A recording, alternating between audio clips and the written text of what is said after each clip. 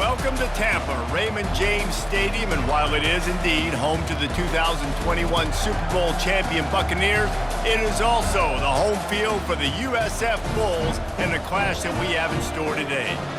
Little gets the blood boiling, quite like a rivalry game. Barbs, shots, trash talk, things that go on throughout the week will now all be settled on this field. As we see a squad from the Big 12, the UCF Knights, taking on a team from the AAC, the South Florida Bulls.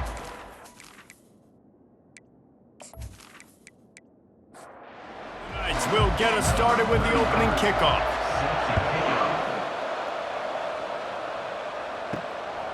He'll bring it out. It's Alexis. I know he thinks he can house every return, but sometimes you just have to take a knee as he stopped at the 14. So USF's return man hardly helped out the offense with that one. And the adrenaline is pumping on overdrive in games like this, guys, and it's crucial to get your emotions under control. No doubt. In rivalry games, you've got to limit the mental errors and you've got to limit the penalties because those will kill you, Bob. And you got to come out under control. It means so much. We know that. The fans are all talking about it, but it's just football. Makes the catch and he's brought down. The Bulls moving quickly to the line. I really like this slot receiver because of his shiftiness, and you see that on his route running. Really nice job creating separation for his QB. He's brought down, but there's a flag on the field. Let's see which way that's going to go. Holding, open. Holding penalties, the ultimate drive killer. We'll see if it costs this offense here. They move the tight end all over. They'll ride the running back and leave it with him. Got room at the 35. Bounced off his feet. How bold will they be on third down after that last run? Off the play fake. Quarterback now breaking the field. Gets it to the 42-yard line, and that's a first down. And the Bulls are flying down the field. This is such a frustrating feeling. When you got a defense that drops back, takes away all the immediate options, does a really good job with the first play, the pass play. And the freshman will chalk up a sack. Well, you can see why this team thinks this kid has a real bright future. It's amazing. He's only a true freshman. He's not built like one, though, and you saw it on that last play. Trust me, that is the first of many sacks in this kid's collegiate career.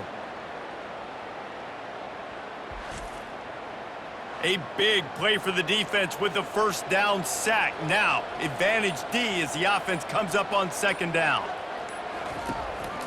From the shotgun, the inside give. And he's a real nowhere man tackled in this no-gain land. On third and long, you'll have to turn it loose deep. And the quarterback was trying to extend the play, and the defense brought it to a close. Man, you talk all week about setting the tone, quieting this crowd. Don't let them get involved. You know how you do that? Get a sack and force a punt on the first possession of the football game. That's a heck of a start for this defense. The Bulls will punt this one away. On to kick it away.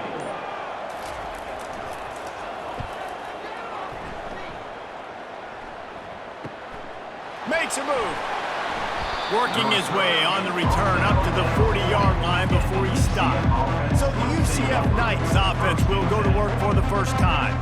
Here are our impact players for this game, and it goes beyond executing an assignment to make an impact in the game. Yeah, obviously we were talking to both coaching staffs this week, and we asked them who needs to step up and play well. They immediately pointed to these guys right here. They are the key for their respective teams. Yeah, and they don't always show up in the box score, but these are the guys that are the leaders. These are the guys getting everybody organized and have to play well for their team to succeed. The throw to the outside is complete. Tackle is made, but not until he gets the first down. The Knights in the hurry up. Nice job there by the receiver on the out route, not telegraphing where he's going. He can't be peeking to the outside, giving the defender an opportunity to break on the ball. He kept his eyes right down the field. DB had no idea where he was going, and that helped make that completion a whole lot easier. Back to throw, it's Jefferson. It's complete. A quick tackle made, but he's got plenty for the first down. The Knights come to the line with a new set of downs. And when you get zone coverage and you're running curls and the wide receiver sprints off the ball, you know what happens? That DB starts to bail, and that wide receiver comes back, and it's easy pitch and catch for the offense. And he'll make his way out of bounds after the solid pickup. The big pickup on first down leaves them with 2nd and 1.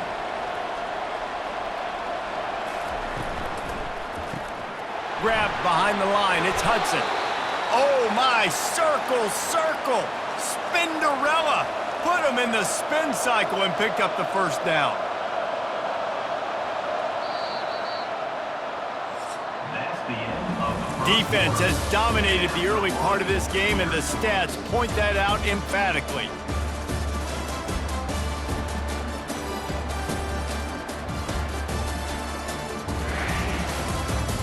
Both sides trying to find a little rhythm and efficiency and move the ball some here as we start the second quarter. Caught in the backfield, it's Hudson. And the defense had that one well covered, just a short gain there. Offense in the hurry up. It's hard to have success on wide receiver screens when you're facing press man coverage because your blockers out front oftentimes can't pick them up, and that receiver gets gobbled up as soon as he catches the pass. You saw it on that last play. And they'll shove him out of bounds after the short gain. The Knights look to do some damage in the red zone. He wants to throw it again. He looks that one in nicely. And he's going to be just short of the first down. It's going to bring up a decision for this coach. And the field goal unit will stay put as the head coach decides to go for it on 4th down. They stop him short of the marker, and they'll turn it over on down. The first down for the offense. They'll leave it with him. Get some work done there. Pick up a 4 to the 22. After the productive first down play, it's 2nd and 6. The play action fake. Right down the middle. How about that play to get a hand in there and force the incompletion? Couldn't find his man last time, and that leaves him with a 3rd and 6. Brown will throw it. Unloads to the wideout. Another incompletion on 3rd down. And the Bulls will send out the punt unit. This will be the 2nd time they've had to kick it away.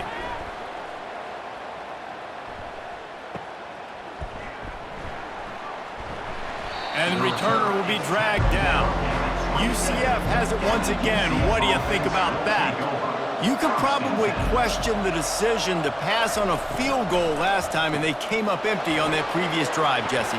I just think in this offense, it's going to come down to critical down and distances, right? Down in the red zone, 3rd down, 4th down. I like them being aggressive. They just got to do a better job executing. Yeah, and they kind of know what the defense gave them last time. So let's be more aggressive and take advantage of that defense in this drive.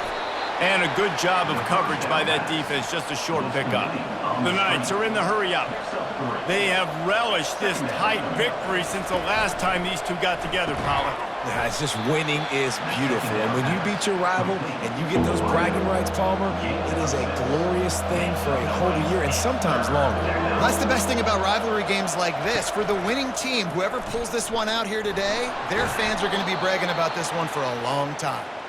They convert on 3rd down as he gets it to the 46-yard line.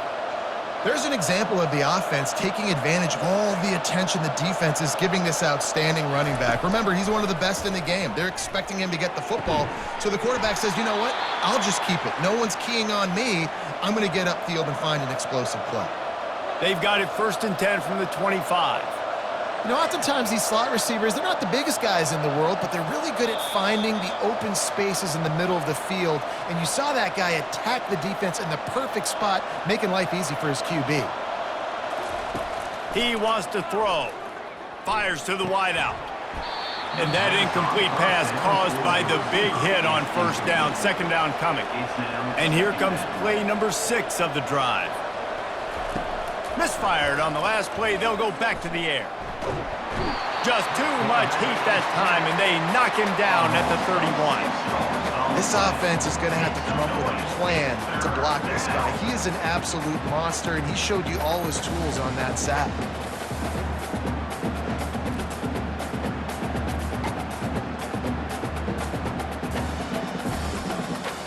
Seventh play of the drive coming up, but a long way to go on third down. Looking to throw, and he needs a chunk play. Hauls it in. Touchdown, UCF! That is the ultimate grab and go for the score. And I just love the execution by this offense. Late in the half, man, you want to take the lead. You want to get that momentum on your side, and they do it. They finish it with the passing game. And I'll tell you what, keep that passing game up. You can keep this lead, keep the momentum, and keep putting up numbers.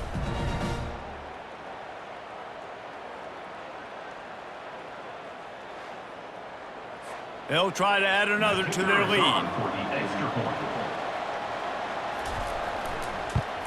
And the PAT makes it 7-0. We check in with Kevin Connors. What's going on, Kevin? Guys, right back to your game after we update the nation on this one. Florida State was able to come away with the victory, but it was not the type of dominant win we've seen in Tallahassee over the years. A win, yes, but this one lacked style points. They're going to open this drive with a pass. A lot to go through in the film session this week for both teams, but boy, it sure is going to be easier for the side that came away with the win. Kevin, thanks a lot for that one. Sounds as if they had a good one there. Oh, and it's picked off. Threw it right into the teeth of double coverage. And they'll drag him down after a good return on the interception. Well, I love the job by the coaching staff there defensively, matching the personnel of the offense, putting their dime package out on the field. So you bring out the extra defensive back, you're anticipating a pass, perfect timing to run that personnel, and you get the pick.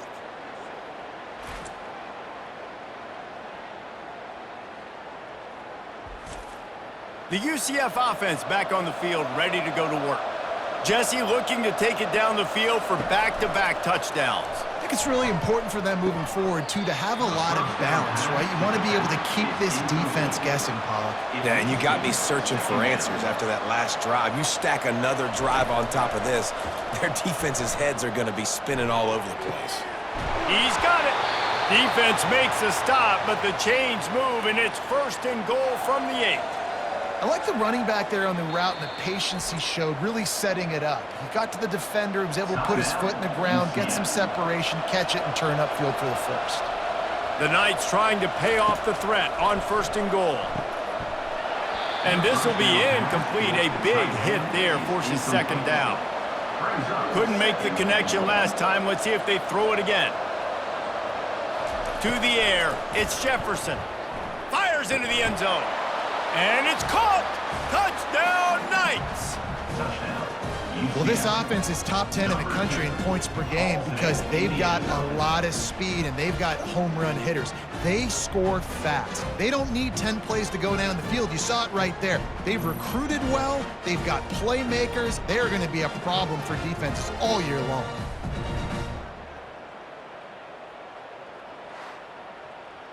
Lining up to tack one more onto that lead. The kick is up and good and put one more on the lead. Quick work on that scoring drive, just 4 plays. And they finish things off with an 8-yard toss for the score. And he takes this from inside the 5. He was looking for some running room, but not much to be found as he stopped at the 18. South Florida has it back, and the Bulls offense will return to the field. They'll throw it on 1st down. Unloads to the wideout. Got him downfield. There's a timeout called as this offense tries to find a way to draw a little closer. Looking to move it through the air. Buying some time. He'll try to do it himself. We've got a timeout here late in the 1st half, and they'll try to get more points on the board before the break. On 2nd down, just keeps firing. Grabbed over the middle, it's Simmons. The clock will stop with this timeout from the offense. They'll get a chance to regroup on the sideline. He's looking to throw it. Makes the grab on the left. Well, we knew coming into this game, this offense was going to try and get this receiver involved, and get him involved early. So here they are just finding an easy completion. It's not a touchdown, but they just want to get this guy lathered up and get him into a win. And as the first half draws near to a close, here comes the field goal unit.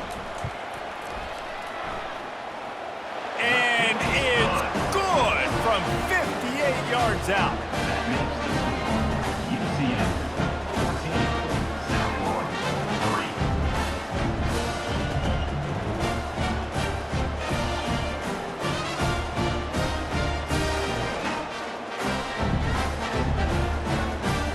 First half in the books. Time now to join Kevin Connors in our halftime update.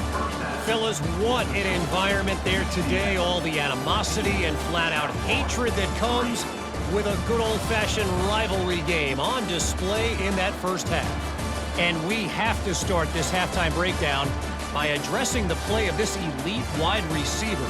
This is clearly a young man who, once he's finished playing on Saturdays, he's going to be playing on Sundays. The kid has different gears. He has a knack for finding gaps in the defense. And I can't remember a college player with that kind of catch radius. With that, let's throw it back to the guys to see how this rivalry matchup plays out.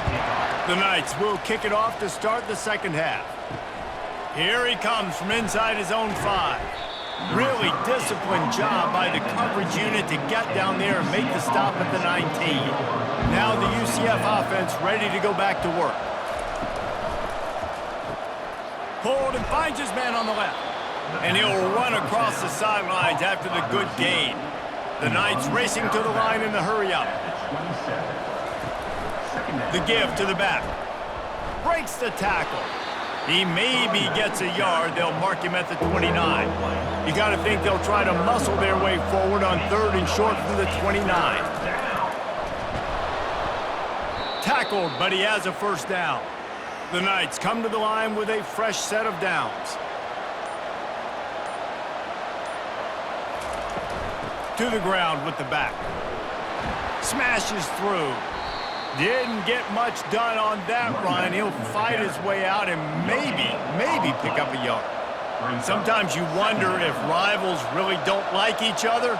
This guy sure doesn't like anybody on the other side. He's tackling everybody. And that's the kind of defender I want. The guys who don't like people. They love collisions. They love to throw their body around Jesse. He's been all over the field. And this guy's good week in, week out, right? But in this game, he just seems like he's more dialed in, and he's playing at a different intensity level right now than I think anybody else on the field.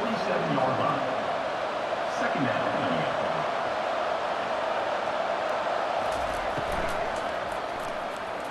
Nice defensive play to get a hand in there and knock it away. After the second down misfire, looking at a 3rd and 8. Nice move to keep moving. And he's able to bounce off one tackle for a solid pickup. The Knights will punt it away on 4th down. First punt of the day, and he'd love to lock them up close to their goal line. Not going to risk a return here. He'll make the fair catch. South Florida ready to send the offense back onto the field.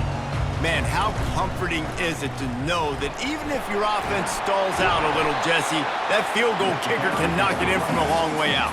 Well, he's one of the best in the country, Reese, no doubt. But this offense would like him and prefer for him to kick an extra point on this drive. And to do that, David, they've got to have more rhythm on offense. Yeah, create some more rhythm, create some more explosive plays, and maybe some more balance. And listen, it's nice to have that weapon and kick long field goals. If you kick too many field goals, you don't get very many W's.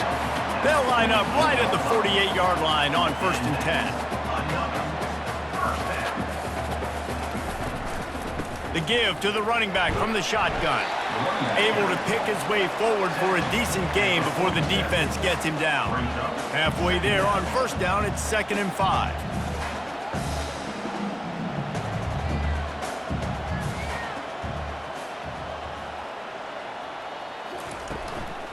From the gun, running back on the move.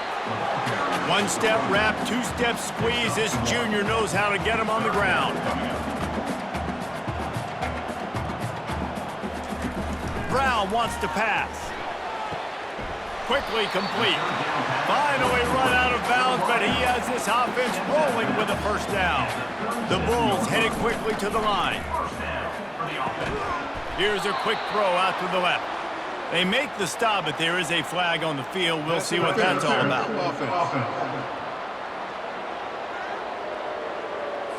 Some hand fighting at the point of the catch will draw the penalty, but this one is going to go against the offense.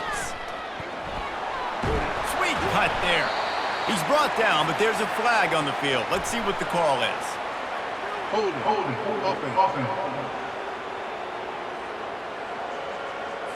Amazing how many times an offensive holding penalty will stall a drive. We'll see if the offense can overcome it.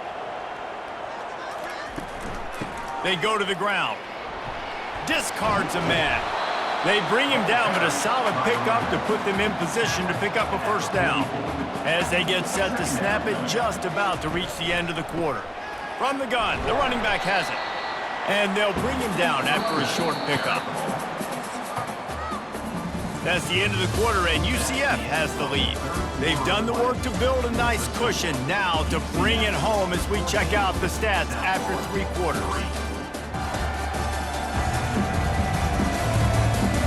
Not only is the scoreboard on their side, but so too is time as we open the 4th. On 3rd and long, you'll need to push it downfield. Into double coverage, and they made him pay. It's intercepted. And he's brought down, and this defense gets the ball back for its own. Man, this defense did a perfect job understanding the situation. You know you got the lead. You know they're going to be passing. And you come after the quarterback, get the big hit. You get pressure on the quarterback, good things happen, and they make the big INT. UCF has it once again. What do you think about that? Here's another opportunity, Jesse, to stretch out this lead after punting last time. I think it goes back to your playmakers, Reese. I think it's finding the guys that have been working for you earlier on in this game and getting them the football. Yeah, and there's obviously no need to panic. I mean, think about it. You got the lead. You got the football. You got to be smart with the football. Make your plays. Put a good drive together here. Throws to the wideout. Makes a connection. He's really close to that first down marker, but they stop him just a bit short.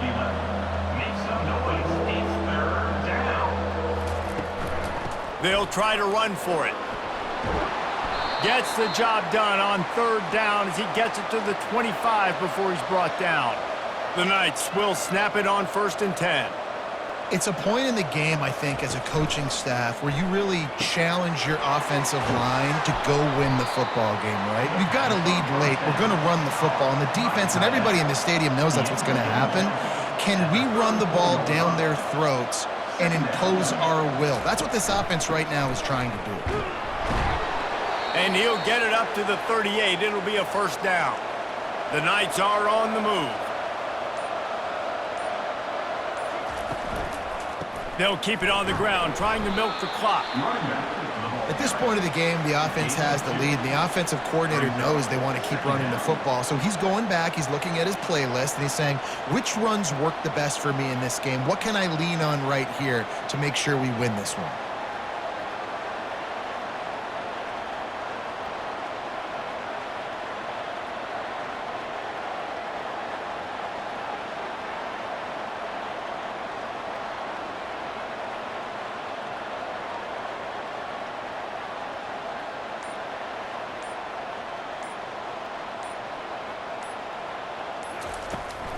Hand off from the shotgun. And he was able to run through a tackle, and they finally get him, but not until he picks up the first down.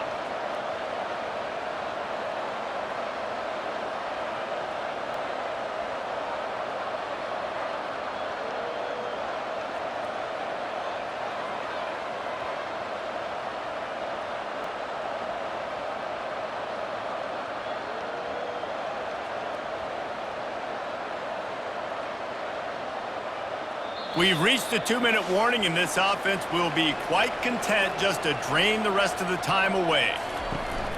Looking for space, it's Harvey. You'll take 4 yards on first down every time, 2nd and 6. Timeout called there by the defense, desperate to get the ball back and save as much time as possible. A little misdirection and the handoff on the counter. He's dropped behind the line of scrimmage. That'll be a loss of 3. The defense calls the timeout. Their second of the day as they try to get their act together.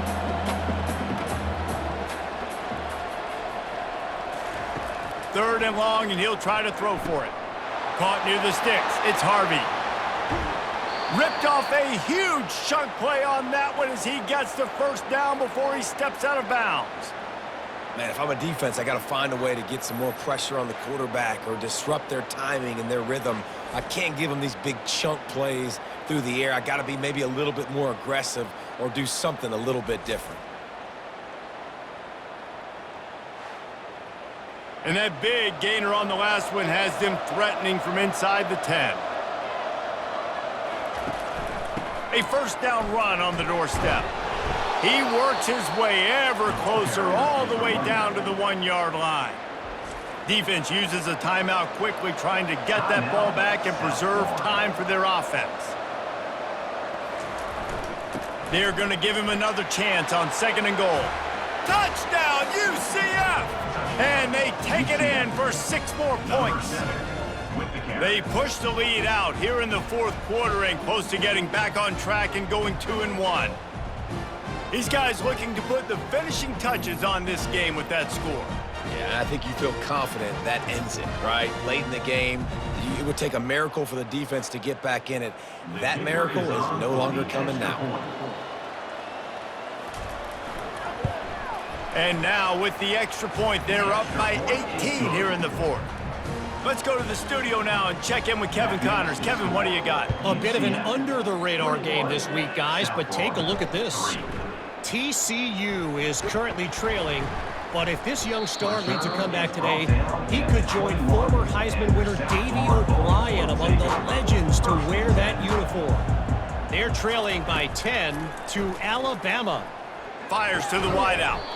It's caught downfield. Any big developments in this one, we've got you covered with the best studio team in the business, gentlemen. And how about that one? Kevin will be keeping an eye on everything going on elsewhere.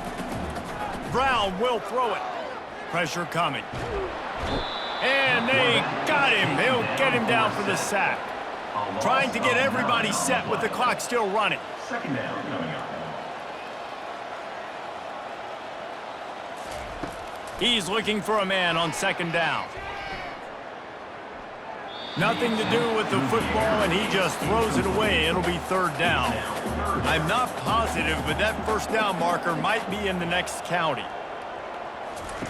On 3rd and long, doesn't need to take the check down. And that one's incomplete. Worth taking a shot there, but couldn't hook up. They're just treating the entire stadium as if it's 4-down territory. Odd decision here to go for it. 4th and very, very long. And it's going to be batted down. They'll turn it over on downs. Running out the clock seems to be a mere formality here as they are ready to snap it in victory formation. When you deal with a rivalry game, you have to live with the outcome for a full year. And this one is going to rest in their minds for the entire season going into next year. And it's not going to sit well with the losing team. When you lose these, you're going to get hounded and you're going to get hate. You're going to get social media is going to destroy you about losing to your rival. But you got to put it past you. It is just one game. It's not that big of a deal. Well, Jesse, yeah, it kind of is. It kind of is a big deal. You're right, David. I mean, a lot of these kids, they played with each other or against each other in high school. They've known each other for a long time. There's going to be a lot of trash talking going on, not just between players, but the fans, their families, coaching staffs. This is a game that's going to get talked about for an entire year.